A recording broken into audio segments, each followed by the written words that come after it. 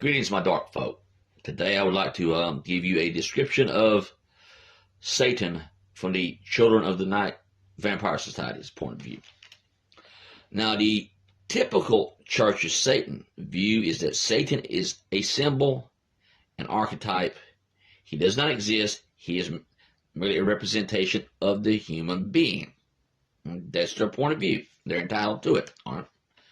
Whereas the Children of the Night Vampire Society draws upon the brief description of Satan found in the introduction to the second edition of the Satanic Bible, where Burton H. Wolfe talks about LaVey's view of Satan being a dark, hidden force in nature responsible for the workings of earthly affairs. And we draw on page 62 of the Satanic Bible, where LaVey states, most Satanists do not accept Satan as an anthropomorphic being. He merely represents a force of nature along with ideas drawn from vampire spirituality. So let me tell you the Children of the Night Vampire Society's view on Satan. Satan is a vampiric force of nature and is the spiritual current, soul, and spirit of the Children of the Night Vampire Society, its community and culture that we are developing. Satan is sentient, aware of himself, has his own will, and is aware of us and our needs and wants. As such, Satan is a force that permeates everything and yet is a live, sentient entity, an intelligence that operates both separately and in conjunction with the Children of the Night Vampire Society and our community that we are trying to build. Satan is external from us as a force, and yet is an indwelling essence, a necessary principle of creation, affecting both the subjective and objective worlds, an idea and a symbol, but so much more than a single point of view can pigeonhole, which is why so many people have different views on Satan and who and what Satan is. Satan, like the force he is both hard yet gentle. Sometimes he seems awakened and sentient, and yet at other times he can be as blindly primal and animalistic as a bear in a rage.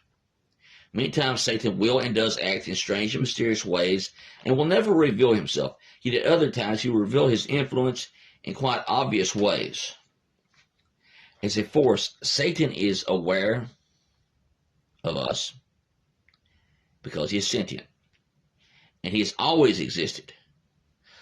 But he has also been built up and shaped from the psychological, spiritual, cultural, and psychological ties of vampires who are Satanists, and is fueled even more by life force offerings, our collective actions and recognition, as well as the consensus of the family, meaning the Children of the Night Vampire Society, so that Satan is not a passive force, but one that is sentient and ever-growing and evolving, continually molded and expanded by the dedication and force of our community and adherents.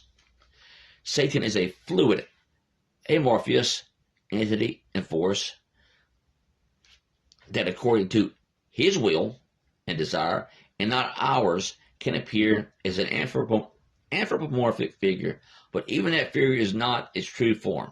It is simply a link to communicate with us. And even then, Satan is not a deity to be worshipped, but rather a communal spirit of sorts to be nurtured and channeled. Now, let's talk a little bit about the appearing as an anthropomorphic entity. All right, that doesn't mean that he's necessarily going to appear in a mirror to you, or he's going to appear in your ritual chamber, or he's going to appear anywhere in your house or whatever. I mean, how many times have you ever been watching, say, a movie or a TV series, and there's just one character that appears in it, and you're like, man, that's the devil. But your reaction to him is in a positive way. There, for you, he appeared in an anthropomorphic form. Now, the Church of Satan will say that's a load of crock, but that's up to them. I'm going to end this video now, and we'll expand further in later videos on the views of the Children of the Night Vampire Society when it comes to Satan. Hail Satan.